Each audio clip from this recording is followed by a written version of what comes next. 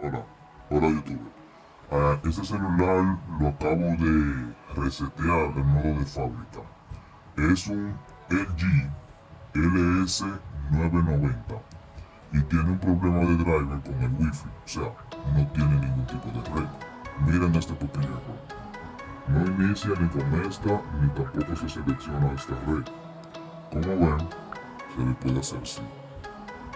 Ven, no dice ningún mando, pero si podemos enviar un pequeño mensaje,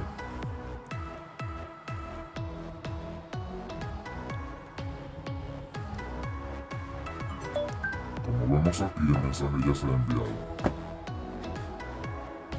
Esperamos un momento. El celular ya inició el modo bienvenida. Bueno chicos, eso es todo. Solo pongan sus nombres, apellido y adelante. Y volví a devolverlo. Esto puede ser, si de otra forma le funciona, de esta forma le puede funcionar.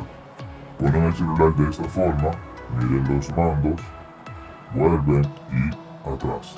Miren qué sencillo.